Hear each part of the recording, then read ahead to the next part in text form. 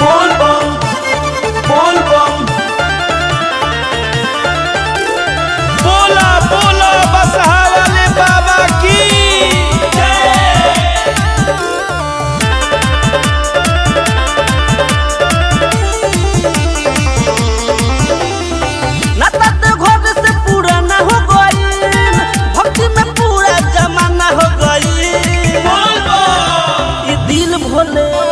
दिल भोलेनाथ के दीवाना हो गइल, ये दिल भोलेनाथ के दीवाना हो गइल, ये दिल भोलेनाथ के दीवाना हो गइल।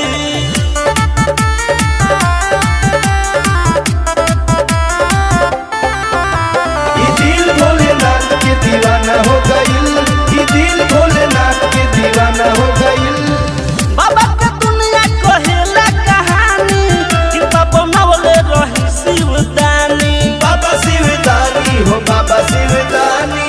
हर साल जलवा लियाइल हम बानी, बंगे के बूटी चढ़ैले हम बानी। भक्ति में पूरा जमाना हो गई।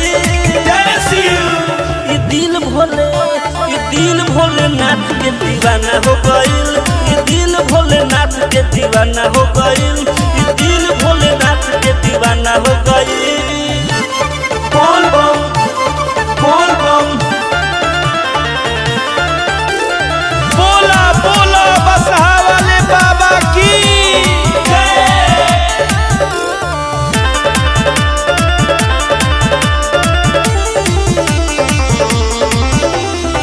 दानी में दानी हई महादानी, भक्ता के दुखी हरेनी परेशानी। हरेनी परेशानी हरेनी परेशानी।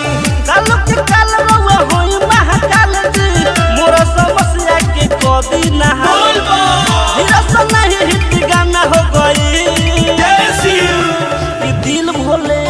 ये दिल भोलेनाथ के दीवाना हो गइल, ये दिल भोलेनाथ के दीवाना हो गइल, ये दिल भोलेनाथ के दीवाना हो गइल।